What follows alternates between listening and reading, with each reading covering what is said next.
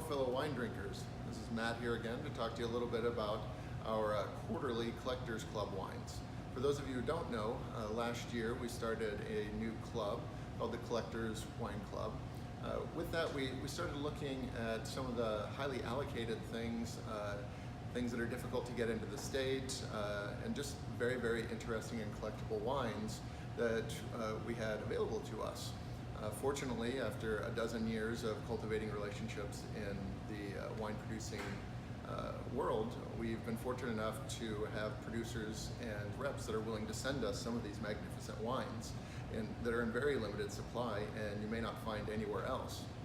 This quarter, we have got a couple of wines from northwestern Italy, from the Piedmont region.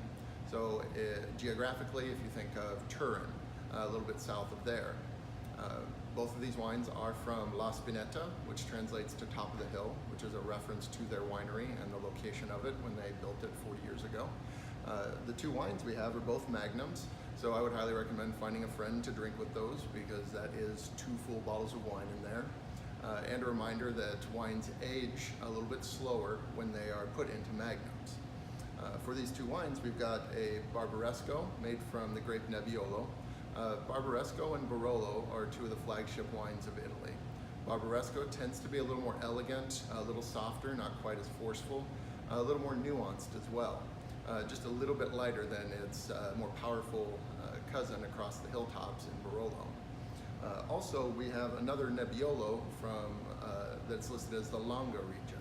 Now, Longa is the more larger encompassing region that holds both Alba, Barolo, Barbaresco. And many times people may think that that means that it's a non-specific wine and it's an inferior wine. But the truth is, if you have a fantastic producer, they are going to produce fantastic wines. And this is no exception. The Longa wines tend to be just a little bit lighter on the tannins, but still a lot of those strong, forceful flavors of dark cherries, maybe a little bit of fig, black truffle, some darker fruits like plums and dates, all dependent upon how old the wine gets and how long you're willing to wait to drink it. With these wines, like I said, they are highly allocated, and we are fortunate to get them, especially the Longa, which we are the first retail outlet in the entire United States to get an allocation of it. So you're not going to find these anywhere else but here and at our stores. If you have any questions about the Collectors Club or you're interested, feel free to stop in and give us a shout.